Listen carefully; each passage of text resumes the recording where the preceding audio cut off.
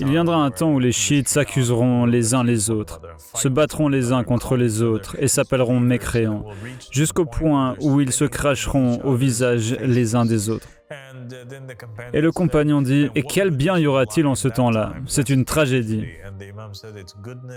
L'imam répondit, « Que du bien, et tout le bien y sera, car ce sera le temps du soulagement de Mohammed et de sa famille.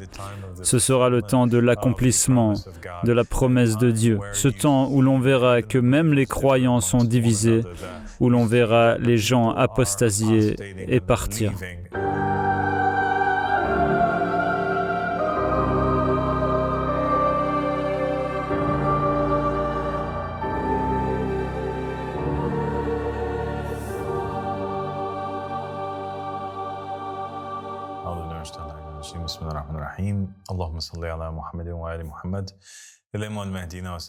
Salam alaikum wa rahmatullahi wa barakatuh, ma chère sœur et camarade Férouz. Wa alaikum salam wa rahmatullahi wa barakatuh, cher Abba al-Sadiq. Merci de m'avoir rejoint. Merci beaucoup de m'avoir invité. C'est un honneur.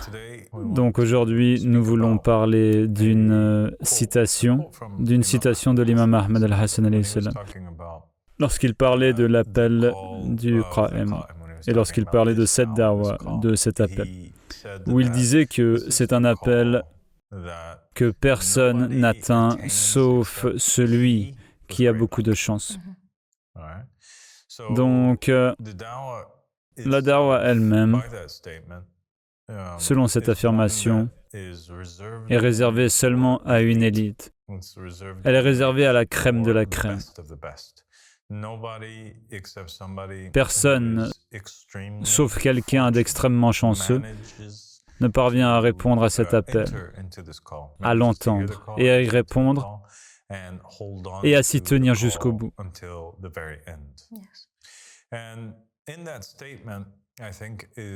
Et dans cette déclaration, je pense, se trouve une réflexion et un résumé de ce que les Ahl al-Bayt alayhimus salam nous disent depuis très longtemps à propos de ce temps particulier, ce temps promis, le temps du Qa'im.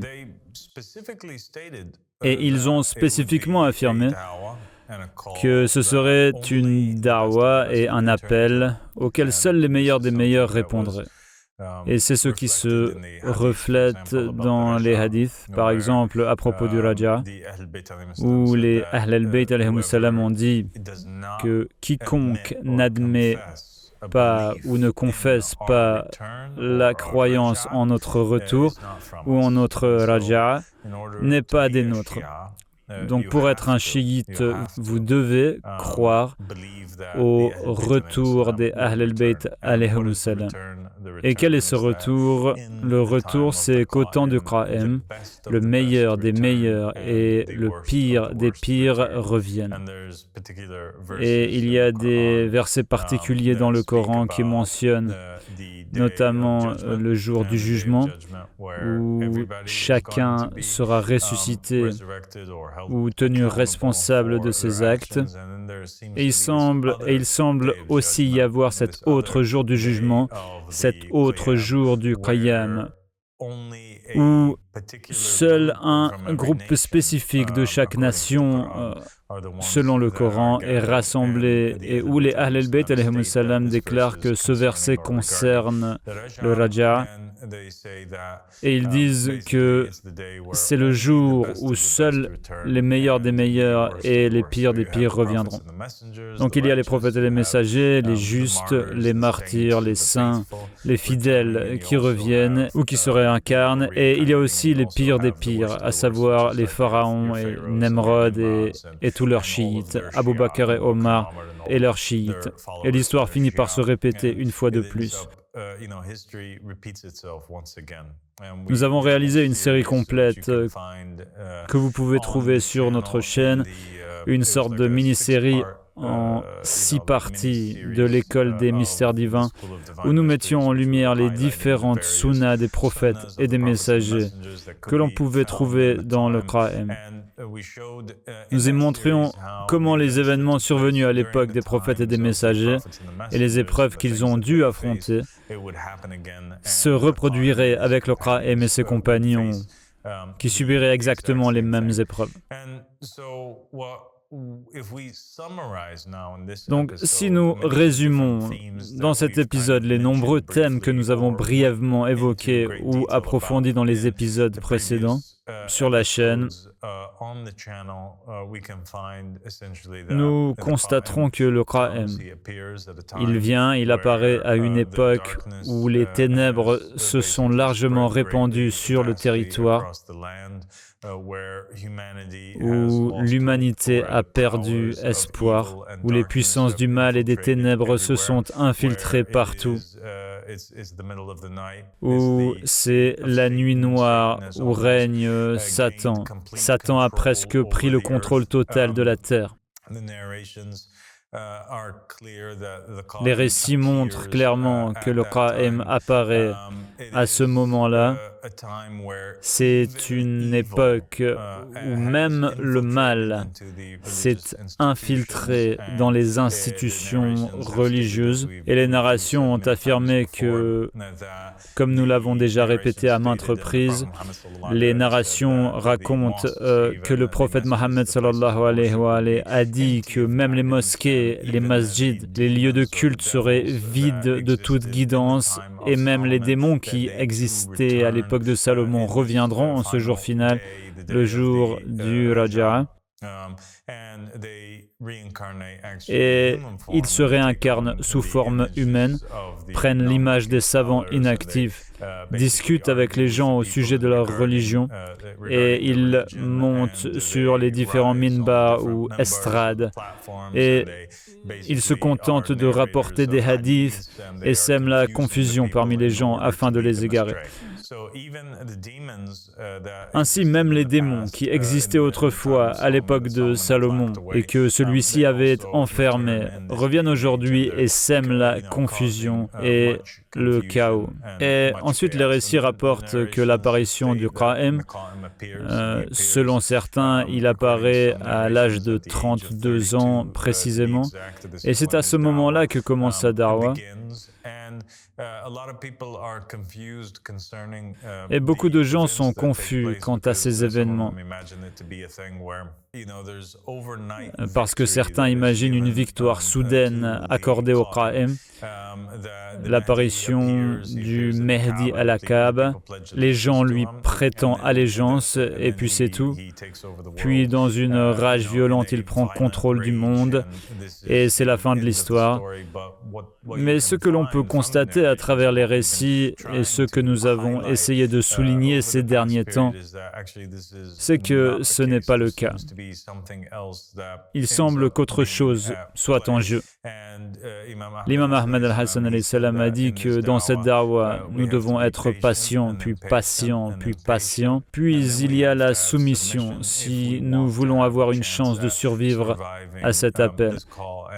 Et les récits sont également clairs. Les Ansar du Qa'im seront mis à l'épreuve. Ils seront brisés, ils seront triés jusqu'à ce qu'il ne reste plus que les plus rares et les plus rares. Et je trouve cela très intéressant car il y a ici un processus, celui des personnes qui adhèrent à la da'wah du Qa'im et elles sont soumises à des épreuves et à des examens. Les portes sont donc ouvertes, les gens entrent, le Qa'im lance l'adhan au peuple, les gens entendent son appel, ils reviennent, ils acceptent son appel, ils lui prêtent allégeance, mais ensuite ils sont mis à l'épreuve. La loupe apparaît, puis le grand tamisage a lieu. Et à travers ce tamisage, toute la saleté, la méchanceté, les insectes, les bestioles, toutes ces choses destructrices, la moisissure, les virus, tout cela passe à travers le tamis et il ne reste plus que le grain pur ou l'or pur. Tout le reste disparaît. Et il nous rappelle ces récits qui affirment que les chiites sont comme de l'or, qu'ils doivent être brûlés pour devenir purs. Et cela signifie qu'ils devront souffrir à cause de ce processus de tri qui a lieu. Il existe également d'autres récits qui décrivent les compagnons du Qa'im. Et il est dit qu'ils ne seront fondamentalement pas enthousiastes à l'arrivée d'une nouvelle personne et qu'ils n'éprouveront ni remords, ni regrets, ni tristesse, ni chagrin à l'idée d'être quittés.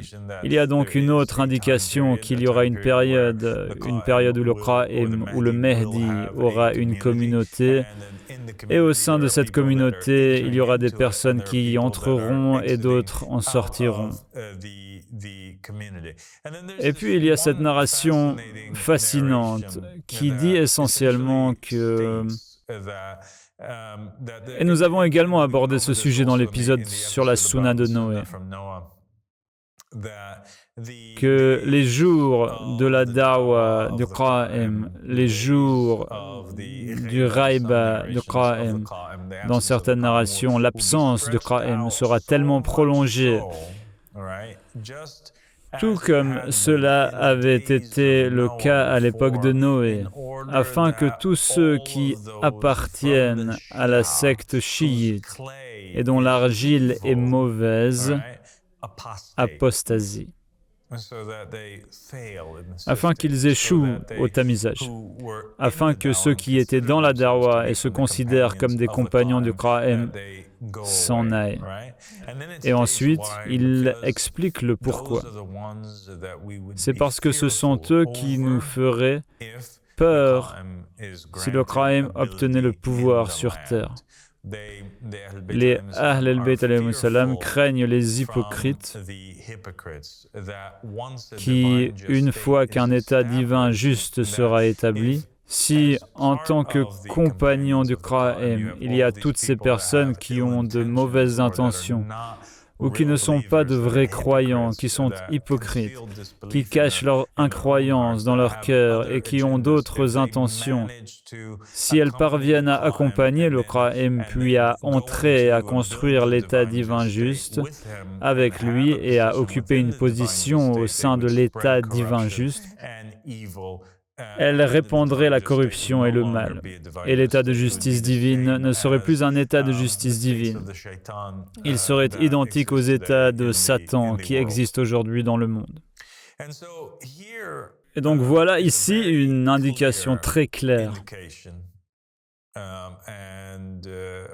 et un parallèle avec les paroles d'Ahmad al-Hassan alayhi salam mentionnées au tout début de la discussion, qui est qu'en réalité, même si de nombreuses personnes entrent dans la Da'wa du Qa'im, qu'aucune n'y survit, sauf à la fin ceux qui ont beaucoup de chance.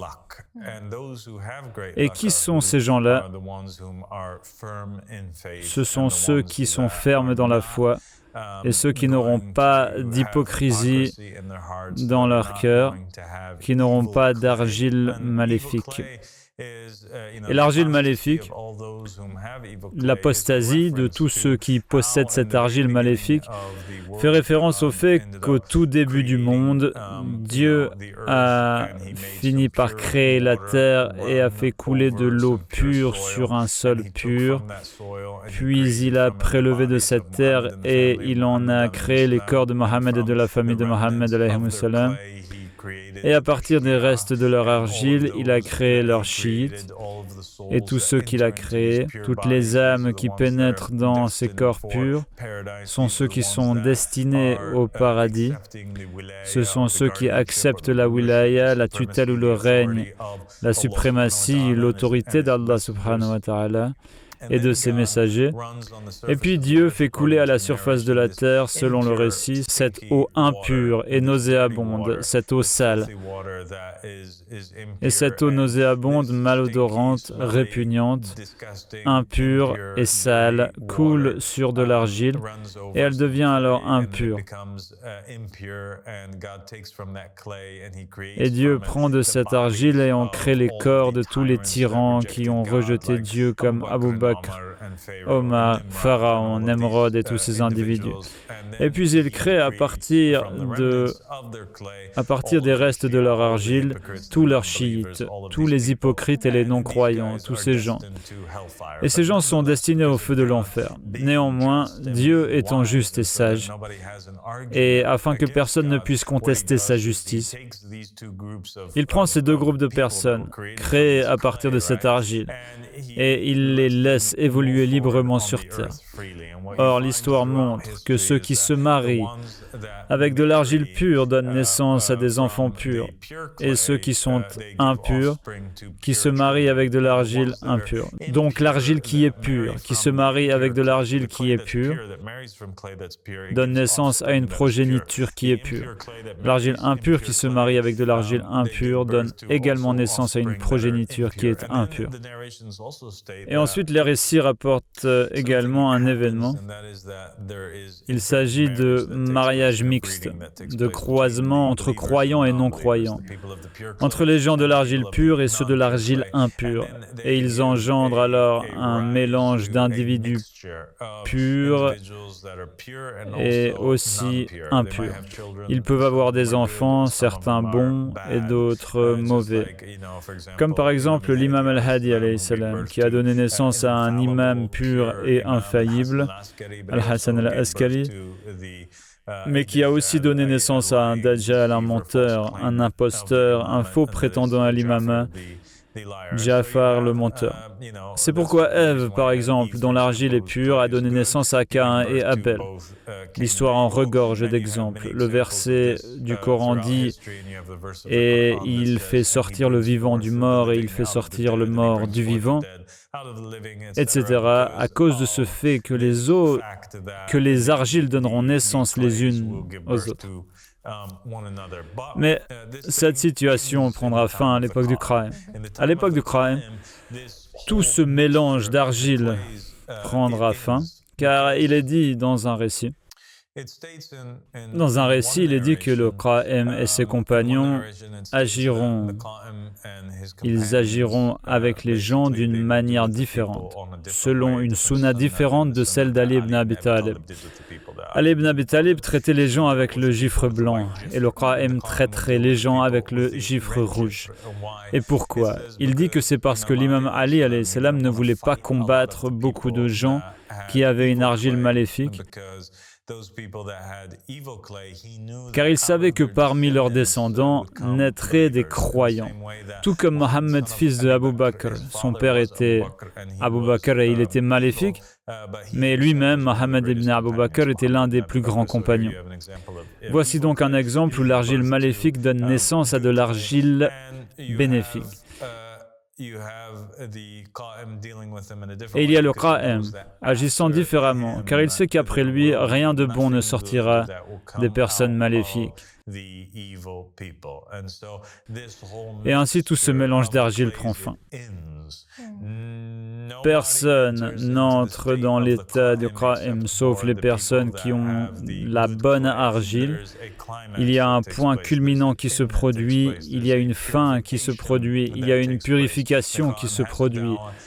Le Qa'im a une da'wa, il purifie ses ansar. Tous ceux qui y entrent et qui ont une mauvaise argile sont incapables de continuer. Il doit à un moment donné apostasier, il doit à un moment donné échouer, il doit à un moment donné partir. Il ne peut pas tenir, et Dieu fait cela pour préserver. Un grand parallèle est donc établi entre cet état, les conséquences de l'époque du Qa'im et de l'instauration de l'état de justice divine d'un côté, et de l'autre côté ce qui s'est produit à l'époque de Noé. Car entre l'époque de Noé et celle de Qa'im, rien de tel ne s'est jamais produit, que la terre entière ait été purifiée des mécréants, n'est-ce pas? La même chose se produit à l'époque du Qa'im, du moins en ce qui concerne son état de justice divine. Personne ne peut l'infiltrer, personne n'y entre, surtout au début, sauf ceux qui ont une bonne argile. Ils sont totalement et complètement empêchés d'y entrer. Abba Saradik. Cela me fait comprendre mieux l'importance et la nature de la dawa du Qa'im et le fait qu'il y ait ce point culminant entre le bien et le mal. Cela explique aussi pourquoi l'imam Ali a attendu afin que toutes ces bonnes âmes se manifestent et finissent par soutenir le Qaïm. Et nous savons qu'à la fin, il y a cette bataille finale entre le bien et le mal. Il est donc logique qu'aucune mauvaise graine, aucune mauvaise personne de mauvaise argile ne continue ou ne reste avec le Qaïm après cela. Cela irait à l'encontre du but recherché. Exactement. Car il s'agit de purifier la terre entière, comme tu l'as dit, c'est ce que le Qaïm va faire. Exactement. Et c'est pourquoi on retrouve aussi dans les récits que lui et ses compagnons tuent beaucoup.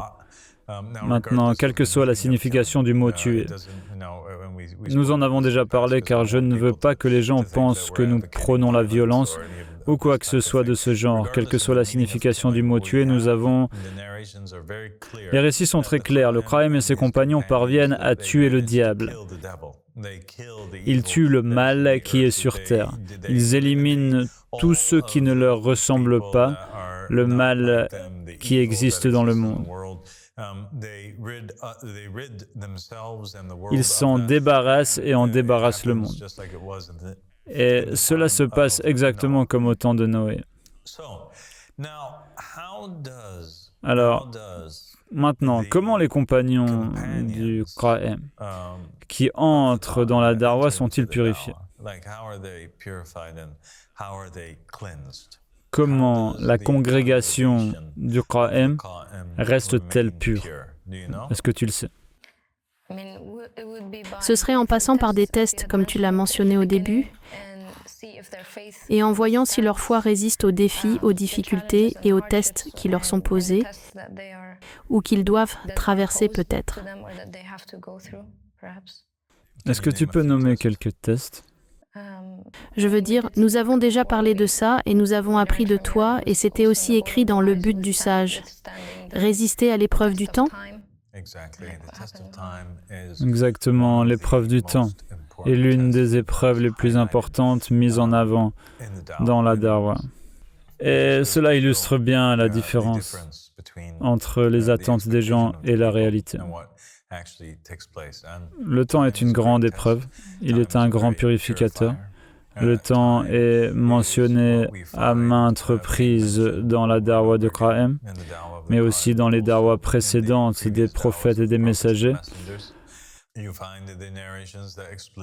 On trouve des récits qui affirment explicitement que les jours s'allongent à l'époque de Qaïm, tout comme ils le sont ou l'étaient à l'époque de Noé, de sorte que tous ceux qui ont de l'argile maléfique apostasient. Pourquoi apostasient-ils? Parce qu'ils perdent espoir quant à l'accomplissement de la promesse. Nous avons aussi le récit de Noé qui raconte comment, à son époque, il a annoncé au peuple que le châtiment, le déluge, allait arriver. Ils lui ont demandé quand et il a répondu que je planterai ce palmier et qu'il deviendra un arbre complet. C'est alors que le châtiment aura lieu. Ils attendirent, puis se divisèrent en 3 groupes lorsque ce palmier devint adulte. Et la raison en est qu'à ce moment-là, ils allèrent trouver Noé tout excités et lui demandèrent où est le châtiment. Et il répondit que Dieu avait en fait retardé le châtiment. Il ajouta, il nous faut maintenant prélever une graine du palmier, planter un nouveau palmier, et lorsqu'il grandira et deviendra adulte, alors la promesse se réalisera. Et le peuple se divisa alors en 3 groupes, un groupe de croyants, un groupe de mécréants et un groupe de sceptiques. Et cette épreuve se répéta sans cesse. Chaque fois, Dieu retardait le déluge jusqu'à ce que tous les sceptiques soient éliminés de la foule. Il existe également d'autres récits qui racontent essentiellement que lorsque Noé s'apprêtait à faire une doua contre la terre pour provoquer le déluge, des anges descendirent et le supplièrent de reporter porté cette décision.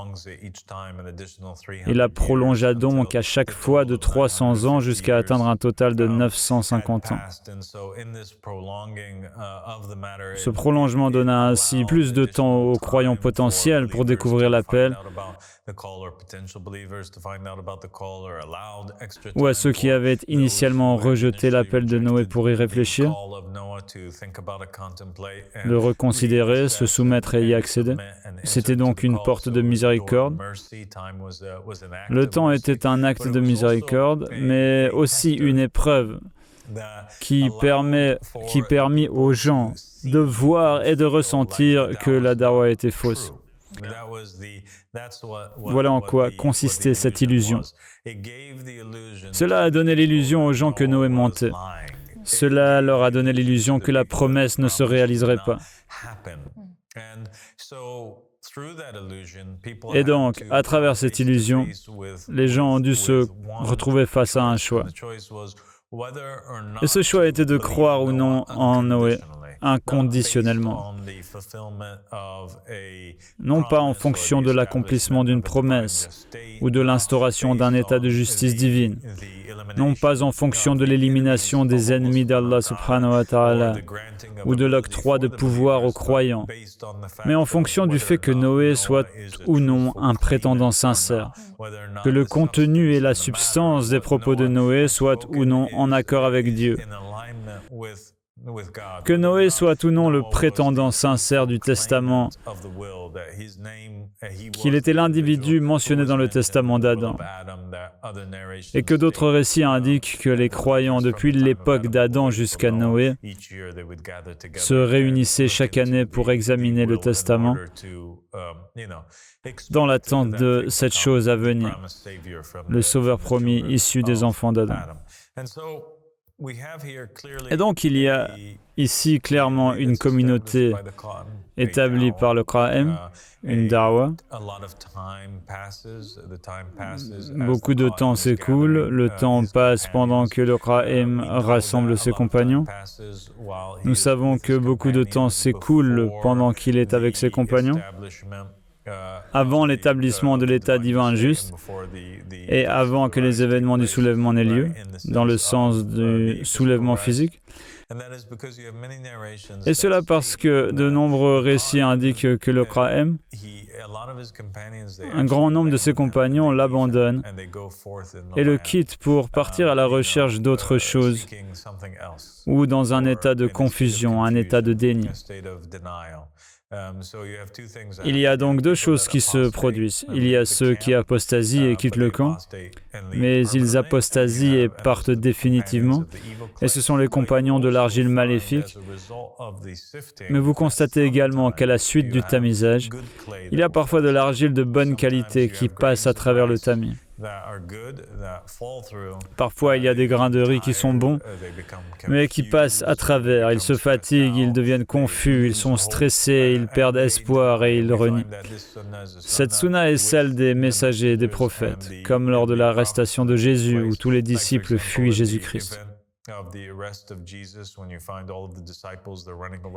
La même chose est rapportée dans les récits selon lesquels les compagnons du Qa'im le fuient, comme des brebis fuient un loup et errent sans berger jusqu'à ce qu'ils réalisent qu'il n'y a pas d'autre vérité que lui. Puis ils finissent par revenir à lui.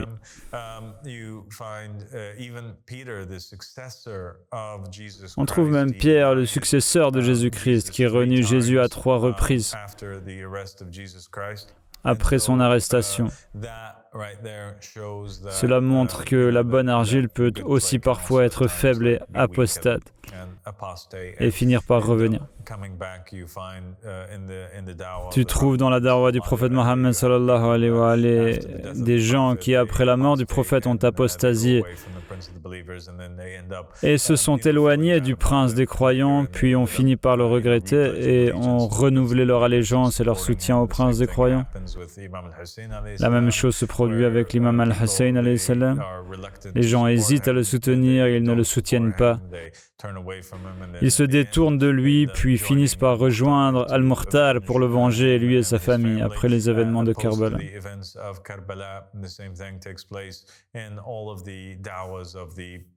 Il en va de même dans toutes les darwas des prophètes et des messagers. Mais ce qui se passe, c'est qu'en raison du temps qui s'étire, et du fait que les gens ne s'attendent pas nécessairement à cela, et qu'ils sont mis à l'épreuve par le temps, ils finissent par échouer. Nous constatons également que l'épreuve du temps joue un rôle très important dans les deux darwas, celle de Noé, comme nous l'avons mentionné précédemment, car la période s'est prolongée au point de devenir trop longue pour eux, mais aussi dans celle de Jésus. Le contraire se produit, le temps est trop court pour leur attente.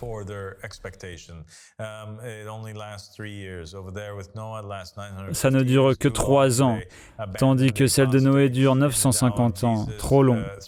Ils abandonnent et apostasient. Dans la darwa de Jésus, 3 ans passent et il est apparemment crucifié. Ils ne s'attendent pas à cela et c'est bien trop tôt. Ils finissent donc par douter. Et la plupart des gens apostasient, quittent le camp de Jésus-Christ et finissent par ne plus croire en lui, jusqu'à ce que Simon-Pierre et les disciples se manifestent et disent « Non, nous avons été témoins de sa résurrection, il a réellement vaincu la mort, etc. » Il est intéressant de constater que le manque de temps est aussi une épreuve. En général, les gens pensent à la prolongation des années de da'wa ou à l'attente, car ils attendent le soulagement et que cela est leur épreuve. Mais il est également intéressant de savoir que ça aussi était leur épreuve. Oui, c'est intéressant et je pense que l'aspect le plus important est cette exigence de Dieu envers le croyant. S'il veut entrer dans son royaume, s'il veut entrer dans son état, s'il veut faire partie de ceux qui réussissent, malgré toutes les épreuves et tous les criblages, il doit avoir une foi inconditionnelle en le compagnon de l'appel, quelle que soit l'issue. Dieu exigeait une foi absolue de la part du peuple à l'époque de Noé, que la promesse soit tenue ou non. Et en fait, l'un des récits rapporte que les compagnons en arrivèrent à un point où ils dirent « Nous croyons en toi, que le déluge ait lieu ou non. » Et lorsqu'ils en arrivèrent là, lorsque les croyants furent de l'or pur, lorsqu'ils confessèrent leur foi en Noé, quoi qu'il en soit, ils virent ses actions, ils entendirent ses paroles, ils réalisèrent qu'il était un homme véritable. C'était un homme de Dieu qui les a soutenus et a pris soin d'eux toutes ces années, inébranlable dans sa foi et sa position. Lorsqu'ils eurent une foi inconditionnelle en lui et cessèrent de regarder à l'accomplissement des signes, lorsqu'ils lui apportèrent leur soutien indéfectible, c'est à ce moment-là qu'ils furent sauvés. Et il en va de même pour les compagnons de Jésus. Ils s'attendaient à ce que Jésus règne dans le corps qu'il avait à l'époque où il vivait, qu'il soit celui qui s'assoit sur le trône à Jérusalem et règne sur tout Israël. Mais Dieu leur a demandé de croire en Jésus, quel que soit le résultat. Même si la promesse était retardée ou modifiée, et que tous les récits concernant le Messie ne se réalisaient pas, ou ne s'accomplissaient pas, ou même s'ils étaient reportés à une époque ultérieure, où il reviendrait sur terre et aurait alors la capacité de régner sur la terre. Dieu exigeait toujours des Israélites qu'ils aient la foi en Jésus. Ceux qui n'y croyaient pas échouaient. Et ceux qui ont cru en Jésus ont fini par réussir et aller au paradis ou revenir dans le Raja afin d'assister à la seconde venue de Jésus-Christ.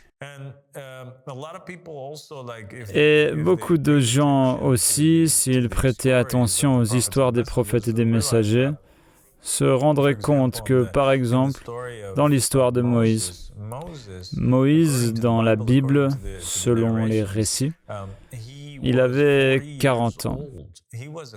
Il était un Qa'im, il était un sauveur. Vous voyez, chacun des prophètes et des messagers ou les Azim, selon les récits, était un Qa'im. Chacun d'eux était un homme qui se lève. ainsi Adam et sa famille. Adam apporte une alliance, la première, et il y a un homme qui se lève à la fin de son alliance. Il y a un homme promis, un sauveur. Ce sauveur, c'est qui ? Noé. Et Noé finit par être le sauveur promis qu'ils attendent avec impatience. Il est ce Kra'im de la famille d'Adam, celui qui a un groupe de compagnons qu'il tente de guider vers un état de justice divine. Et c'est lui qui obtient le châtiment et il est celui qui apporte une nouvelle alliance et l'établit pour son peuple.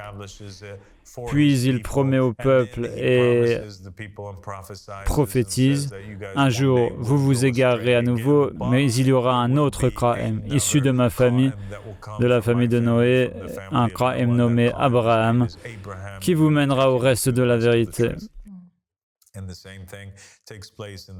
Et la même chose se produit à l'époque d'Abraham. Abraham établit une nouvelle alliance et promet un autre Kra'im de la famille d'Abraham, nommé Moïse, et les Israélites attendent la venue de Moïse. Ainsi, Moïse annonce la venue du Kra'im aux Israélites. Il s'agit du Messie Jésus.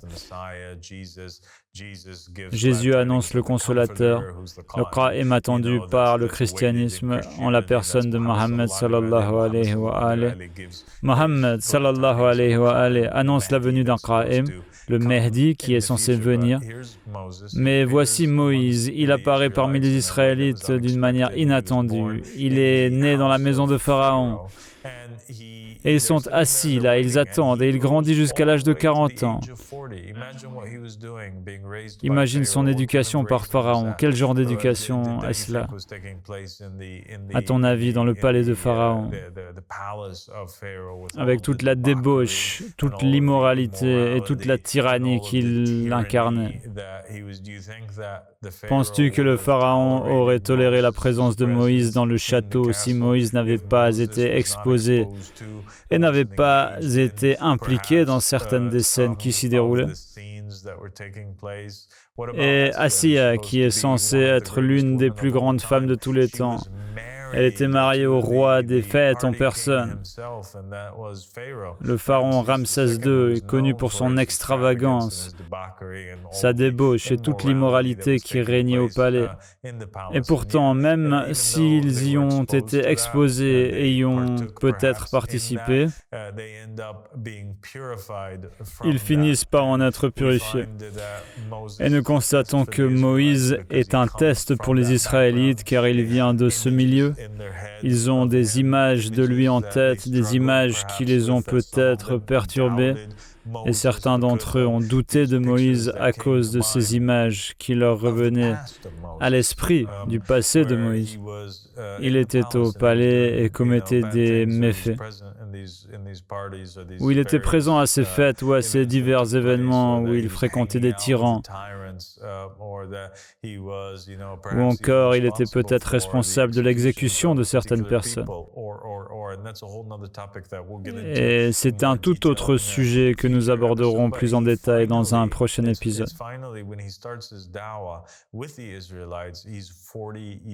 Mais finalement, c'est lorsqu'il commence sa dawa avec les Israélites, il a 40 ans. C'est à ce moment-là qu'il commence. Et le Coran précise que c'est lorsqu'il atteint sa position de force maximale, son point culminant, son année la plus forte, qu'il commence sa dawa avec lui. La Bible dit qu'il reste avec eux pendant encore 40 ans. Imaginez, il pense qu'il va les sauver, mais il reste avec eux 40 ans, simplement pour faire la dawa. Nous avons parlé de la dawa de Noé qui a duré 950 ans. Certains pensent peut-être que c'est irréaliste car c'est très long. Ils se disent « Ah oui, mais le temps était différent à l'époque. Peut-être que 950 ans, c'était 5, 10, 13 ans de nos jours. » Mais non. Le temps qu'il a fallu à Moïse pour convaincre les Israélites de le suivre et pour convaincre les Israélites qu'il était le compagnon de cette affaire, la période pendant laquelle ils ont pu s'asseoir, jaser, choisir pour la communauté qui allait se former autour de Moïse, Cela a pris 40 ans. Il a 80 ans lorsqu'il conduit enfin les Israélites hors d'Égypte. Il est donc très âgé lorsque l'accomplissement, le lever, a lieu, n'est-ce pas? Le lever à l'époque de Moïse car quelle est l'une des significations du mot Kra'im? C'est celui qui se lève. Cela vient aussi du lever de Moïse avec son peuple opprimé, qui s'est levé et est sorti d'Égypte. Il a donc 80 ans, c'est un homme très âgé. Ils doivent garder foi en lui, ne pas le renier, ne pas penser qu'il est juste un vieil homme qui a perdu la raison. Et puis il finit par les conduire au Sinaï et ils tournent en rond. Ils traversent le labyrinthe. Les années perdues des Israélites où Dieu était en colère contre eux à cause de leurs plaintes. Il les condamne donc à errer dans le désert. Selon les récits, cette errance dure 40 ans supplémentaires, jusqu'à ce qu'une génération entière d'Israélites disparaisse. La nouvelle génération qu'il avait élevée parmi eux, ses enfants deviennent adultes et finissent par être conduits par lui vers la terre promise. Ces récits contiennent de grandes leçons et nous devons y réfléchir et nous demander, en sera-t-il de même à l'époque de Kra'im? Se pourrait-il qu'à l'époque du Kra'im, le Kra'im fasse la Darwa et qu'un groupe de personnes le rejoignent? Or, en réalité, beaucoup de ces personnes, leur argile est maléfique. Et parce que leur argile est mauvaise et qu'eux-mêmes ne sont pas pleinement purifiés, le Kra'im fonde une communauté et en fait naître une génération d'enfants qui sont fondamentalement la substance purifiée qu'ils recherchent, l'or, la génération purifiée qu'il élève depuis l'enfance jusqu'à l'âge adulte. Puis l'ancienne génération disparaît et il conduit la nouvelle génération vers la terre promise. Ce serait une véritable épreuve du temps pour les compagnons de Kra'im. Et il n'y aurait personne à blâmer sauf eux-mêmes pour n'avoir pas prêté attention au récit, pour avoir démenti, renié, abandonné et s'être éloigné. Nous trouvons également qu'il y a ces récits Férouz qui parlent de la façon dont il y a ces compagnons du Mehdi ou du Kra'im qui sont vraiment comme s'ils étaient coupables de certaines choses et il semble qu'ils s'éloignent de lui et qu'ils font de très mauvaises choses. Donc vous avez donc ce récit que nous avons mentionné où ils errent sur terre comme des brebis égarées avant de finalement revenir à lui. Mais à un moment donné, un autre récit indique que le Mehdi doit obtenir un serment d'allégeance et il conclut un accord avec ses compagnons, stipulant qu'ils ne voleront jamais plus, qu'ils ne commettront jamais d'adultère, qu'ils ne s'enivreront jamais, qu'ils ne commettront jamais de meurtre, qu'ils ne tricheront jamais, ne mentiront jamais, ne tromperont jamais, ne feront jamais ceci ou cela. Et il énumère une longue liste de péchés. Il s'agit donc d'un récit qui indique que les personnes qui rejoignent le Kra'im ou le Mehdi ont peut-être un passé très sombre, marqué par des actes répréhensibles. C'est l'une des interprétations possibles, puis lorsqu'elles acceptent le Kra'im ou le Mehdi, elles se repentent de tous ces actes. Mais cela pourrait aussi signifier qu'à un moment donné, ils sont avec le Kra'im, ils apostasient, ils errent sur terre, ils font des choses que le Kra'im n'approuve pas, qu'il leur a interdit de faire, qu'il leur a dit qu'il n'était pas permis de faire. Mais parce qu'ils perdent la foi et la renient, ils continuent dans leur incroyance et se livrent à ces actes immoraux et finissent par se repentir et revenir vers lui. Et cela fait également partie du grand tri qui a eu lieu parmi les croyants. Il semble également que le processus de purification et la manière de réussir et de persévérer consistent à se débarrasser de toute autre raison de croire que celle que Dieu a établie comme loi de la connaissance, comme manière de connaître, de persévérer et de croire au messager du temps et au Hujja, et que toute autre motivation cachée ou toute autre raison de croire ne suffira pas à vous faire continuer et rester avec lui jusqu'à la fin et à vous accrocher à lui. Et quelle que soit la raison, si ce n'est pas, comme tu l'as mentionné, les compagnons de Noé, lorsqu'ils ont atteint ce stade où ils ont dit « Nous savons simplement que tu es la vérité. Nous savons que tu viens de Dieu, que la promesse se réalise ou non, que le déluge se produise ou non. C'est pour cela que nous croyons, et rien d'autre n'a d'importance. » Exactement, et il y a donc ce thème de la construction d'une arche par un homme désigné par Dieu. Et l'homme désigné par Dieu, il est la Darwa. Essentiellement, il est l'arche, et il construit une arche plus grande autour de lui. L'arche est censée être remplie d'habitants. Il construit une communauté divine, c'est pourquoi Dieu a dit à l'imam ou Qa'im de chaque époque, de chaque alliance, en substance, de construire cette arche pendant que tu es sous notre protection, sous notre regard, et c'est ce que le Qa'im doit faire aussi. Il doit construire cette arche, c'est une communauté de croyants. Il s'agit d'établir une darwa et d'appeler les âmes de l'Est et de l'Ouest de la terre. Et ceux qui ont beaucoup de chance sont ceux qui possèdent de l'argile, fabriquée à partir des restes de l'argile des imams, alayhimus salam. Les seuls à répondre à l'appel et à se joindre à eux. Ils ont une obligation divine de le faire. Ce sont eux qui viennent et se placent, eux, leur famille, leurs biens et leur soutien aux pieds du Qa'im,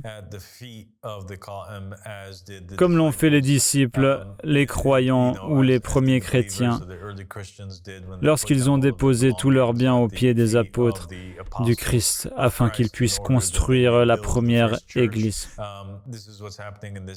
C'est ce qui se passe dans cette darwa. Le Qa'im, moi-même, je suis en train d'établir une darwa. J'ai reçu la mission de bâtir une communauté, de l'accompagner et d'élever une nouvelle génération de croyants issus de cette communauté. Une nouvelle génération dont les parents peut-être apostasieront et abandonneront tout cela parce que cela ne leur appartenait pas au départ. Ils n'ont fait que donner naissance à cette nouvelle génération. En fait, c'étaient des croyants qui appartenaient aux croyants et à la communauté des croyants.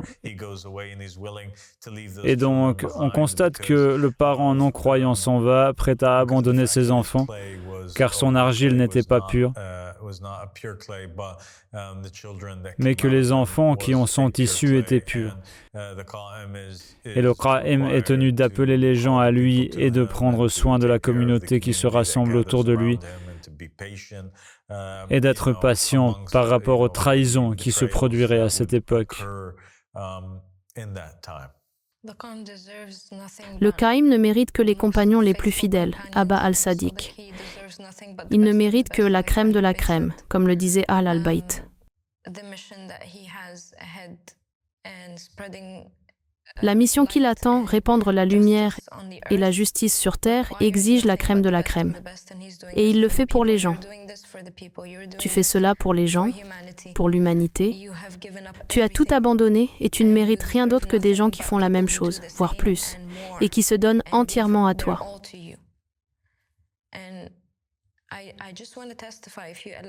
Je voudrais simplement témoigner, si tu me le permets, de ce que tu dis. Les gens qui quittent le Qa'im pour un temps, puis reviendraient et diraient n'avoir rien trouvé d'autre. Ils ont erré, mais n'ont pas trouvé la vérité. Je veux témoigner que j'ai été témoin de cela et que les gens qui t'ont quitté à un moment donné et sont revenus vers toi, c'est exactement ce qu'ils ont dit. Ils ont dit qu'ils ont erré, qu'ils ont parcouru la terre entière et n'ont rien trouvé. Ni bonté, ni vie, ni salut, rien, sauf auprès de toi. Et c'est pourquoi ils sont revenus vers toi. Et tu les as accueillis à bras ouverts et tu les as recueillis. Malheureusement, il n'y a pas d'autre vérité, Férouz. À l'exception de cet appel et de cette darwa, c'est le seul qui ait du sens.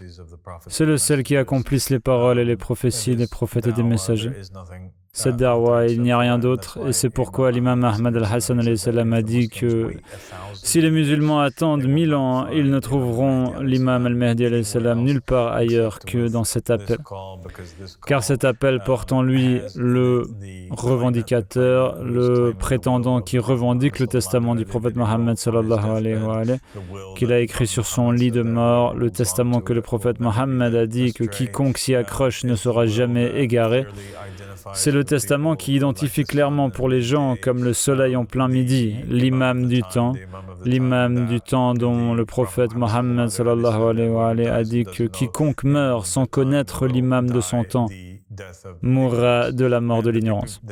Et les gens ont une obligation envers Allah subhanahu wa ta'ala et envers Mohammed et sa famille. Et il s'agit de prêter allégeance aux compagnons du testament, de soutenir le Qa'im avec tout ce qu'ils ont, de se manifester et d'être patient, puis patient, et puis d'être soumis. Car le chemin est long et il est semé d'embûches, et seuls ceux qui sont patients, seuls ceux qui sont soumis, seuls ceux qui croient véritablement et inconditionnellement en Allah subhanahu wa ta'ala et en son messager, seuls ceux qui croient véritablement aux paroles du prophète Mohammed sallallahu alayhi wa alayhi, au récit, à l'encre noire sur le papier blanc. Quelles sont les paroles, l'encre du prophète Mohammed sallallahu alayhi wa alayhi, qui ont été écrites sur le testament? Seules ces personnes seront celles qui réussiront et qu'Allah subhanahu wa ta'ala laissera entrer dans son royaume. Et donc, Férouz, nous ne devrions pas être tristes quand quelqu'un nous quitte ou apostasie. C'est douloureux, mais ce n'est pas quelque chose qui devrait nous attrister. Au contraire, c'est quelque chose dont nous devrions nous réjouir, car cela représente le proche faraj, le soulagement imminent de Mohammed et de la famille de Mohammed alayhi salam.